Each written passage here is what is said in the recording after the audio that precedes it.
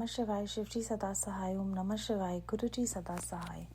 रुद्र संहिता के पार्वती खंड का 5वां अध्याय। मैना को प्रत्यक्ष दर्शन देकर शिवा देवी का उन्हें अभिष्ट वरदान से संतुष्ट करना तथा मैना से मैनाक का जन्म। नारद जी ने पूछा, पिताजी, जब देवी दुर्गा अंतर्ध्यान हो गई और देवगण अपने अपने धाम को चले गए, उसके बाद क्या हुआ? ब्रह्मा जी ने कहा, मेरे पुत्रों में श्रेष्ठ विप्रवर नारद जब विष्णु आदि देव समुदाय हिमालय और मैना को देवी की आराधना का उपदेश दे चले गए, तब गिरिराज हिमाचल और मैना दोनों दंपति ने बड़ी भारी तपस्या आरंभ की। वे दिन रात शंभु और शिवा का चिंतन करते हुए भक्ति युक्त चित्त से नित्य उनकी समयक रीति से आराधना करने लगे। हिमवान की पत्नी मैना बड़ी प्रसन्नता से शिव सहित शिवा देवी की पूजा करने लगी। वे उन्हीं के संतोष के लिए सदा ब्राह्मणों को दान देती रहती। मन में संतान की कामना ले मैना चैत्र मास के आरंभ से लेकर 27 वर्षों तक प्रतिदिन तत्परता पूर्वक शिवा देवी की पूजा और आराधना में लगी रही।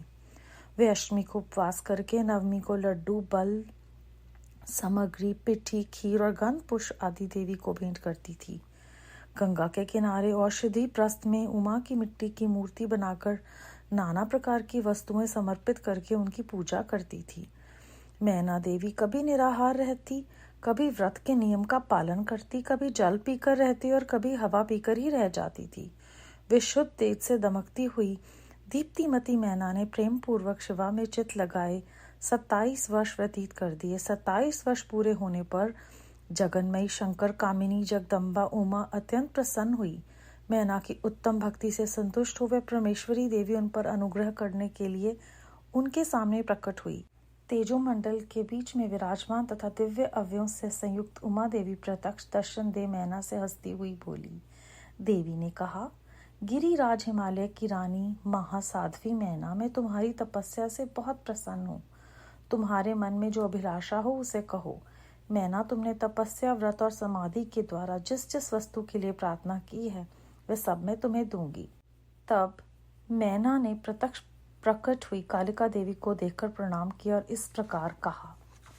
मैना बोली, देवी, इस समय मुझे आपके रूप का प्रत्यक्ष दर्शन हुआ है, अतः मैं आपकी स्तुति करना चाहती हूँ। कालिके, इसके लिए आप प्रसन्न हो। ब्रह्मा जी कहते हैं, नारद, मैना के ऐसा कहने पर सर्वमोहिनी कालिका देवी ने मन में अत्यंत प्रसन्न हो अपनी दोनों बाहों से खींचकर मैना को हृदय से लगा लिया। इससे उन्हें तत्काल महाज्ञान की प्राप्ति हो गई। फिर तो मैना देवी प्रिय वचनों द्वारा भक्ति भाव से अपने सामने खड़ी हुई कालिका की स्तुति करने लगी। मैना बोली, जो महामाया जगत को धारण करने वाली चंडी का लोक धारिणी तथा संपूर्ण मनोवांछित पदार्थों को देने वाली है, उन महादेवी को मैं प्रणाम करती हूँ। जो नित्य आनंद प्रदान करने वाली योग निंद्रा जगन जननी तथा सुंदर कमलों की माला से अलंकृत हैं, उन नित्य सिद्धा उमा देवी को मैं नमस्कार करती हूँ।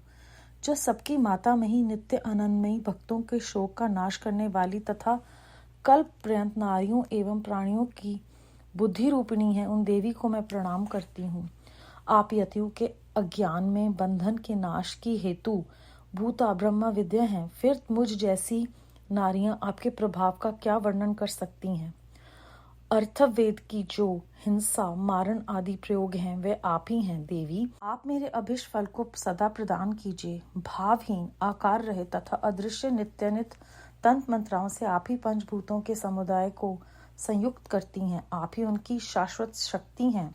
आपका स्वरूप नित्य है। आप समय समय पर योग युक्त तथा समर्थ नारी के रूप में प्रकट होती हैं। आप ही जगत की योनि और आधार शक्ति हैं। आप ही प्रकृति तत्वों से परे नित्य प्रकृति कही गई हैं, जिसके द्वारा ब्रह्मा के स्वरूप को वश में किया जाना जाता है। वह नित्य विद्या आप ही हैं। माते, आज आप मुझ पर प्रसन्न हुई। आप ही अग्नि के भीतर व्याप्त उग्र दाहिका शक्ति हैं। आप ही सूर्य की किरणों में स्थित प्रकाशिका शक्ति हैं। चंद्रमा में जो आहिका शक्ति हैं, वह भी आप ही हैं। ऐसा आप चंडी देवी का मैं सत्वन और वंदन करती हूँ। आप स्त्रियों को बहुत प्रिय हैं। उर्गरेता ब्रह्मचारियों की ध्यभूता नित्य ब्रह्म शक्ति भी आप हैं। संपूर्ण जगत की वांछा तथा श्री हरि की माया भी आप ही हैं। जो देवी इच्छा अनुसार रूप धारण करके सृष्टि पालन और संहार में हो उन कार्यों का संपादन करती हैं तथा ब्रह्मा, विष्णु एवं रुद्र के शरीर की हेतुभूता हैं, वे आप ही हैं। देवी, आज आप मुझ पर प्रसन्न हो, आपको पुनः मेरा नमस्कार है। ब्रह्मा जी कहते हैं, नारद मैना के इस प्रकार स्तुति करने पर दुर्गा कालिका ने पुनः उन मैना देवी से कहा, तुम अपना मनोवांछित वर मांग लो। हिमाचल प्रिय, तुम मुझे प्राणियों के समान प्यारी हो, तुम्हारी जो इच्छा है वह मांगो, उसे मैं निश्चय ही दे दूंगी। तुम्हारे लिए मुझे कुछ भी अधेय नहीं। महेश्वरी उमा का यह अमृत के समान मधुर वचन सुनकर हिमगिरी कामिनी मैना बहुत संतुष्ट हुई और इस प्रकार बोली, शिवे आपकी जय हो, जय हो। उत्कृष्ट ज्ञान वाली महेश्वरी जगदम्बिके, यदि मैं वर पाने के योग्य हूँ तो फिर आपसे श्रेष्ठ वर मांगती हूँ।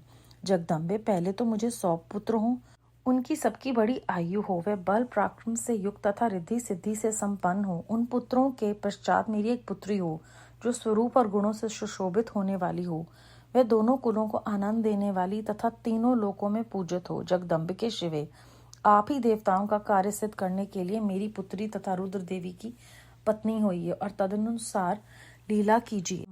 ब्रह्मा जी कहते हैं, नारद, मेनका की ये बात सुनकर प्रसन्न हृदय देवी उमा ने उनके मनोरथ को पूर्ण करने के लिए मुस्कुराकर कहा।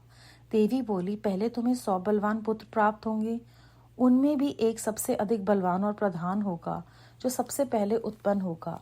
तुम्हारी भक्ति से संतुष्ट हो मैं स्वयं तुम्हारे यहाँ पुत्री के रूप में अवतीर्ण होंगी और समस्त देवताओं से सेवित हो उनका कार्य सिद्ध करूंगी। ऐसा कहकर जगदात्री परमेश्वरी कालिका शिवा मेनका के देखते देखते वहां से अदृश्य होगी तथा महेश्वरी से अभिष्ट वर पाकर मेनका को भी अपार हर्ष हुआ। उनका तपस्या जनित सारा कलेश नष्ट हो गया। मुने फिर काल क्रम से मैना के गर्भ रहा और प्रतिदिन बढ़ने लगा। समय अनुसार उसने एक उत्तम पुत्र को उत्पन्न किया जिसका नाम मैनाक था। उसने समुद्र के साथ उत्तम मैत्री बांधी। वह अद्भुत पर्वत नाग वधुओं के उपभोग का स्थल बना हुआ है। उसके समस्त अंग श्रेष्ठ हैं। हिमालय के 100 पुत्रों में वे सबसे श्रेष्ठ और महान बल प्रक्रम से संपन्न है। अपने से या अपने बाद प्रकट हुए समस्त पर्वतों में एकमात्र मैनाक ही पर्वतराज के पद पर प्रतिष्ठित हैं। अध्याय 5 समाप्त। इस अध्याय में हमने जाना कि किस प्रकार मेनका ने तपस्या की, समाधि में बैठी और 27 वर्षों तक प्रतिदिन उन्होंने पूजा की और आराधना की। तरह तरह से उन्होंने देवी शिवा की आराधना की और उन्हें प्रसन्न करने का प्रयत्न किया। और जब वो सामने आई फिर भी उनकी स्तुति की, क्योंकि वे जानती हैं कि समस्त सृष्टि की शक्ति खुद शिवा देवी हैं। वे ही प्रकृति के तत्वों से परे नित्य प्रकृति कही गई हैं। संपूर्ण जगत की वांछा तथा श्रीहरि की माया भी वही है। वे सृष्टि का पालन और संहार भी करती हैं।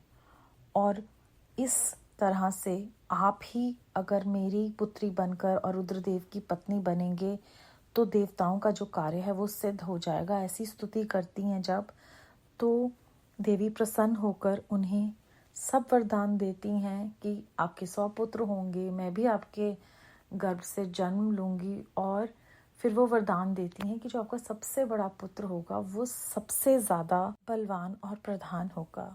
तो हमने जाना अंत में कि मैनाक जो हैं वो पर्वतों में एकमात्र ऐसे पर्वत हैं जो पर्वतराज की पदवी पर प्रतिष्ठित हैं।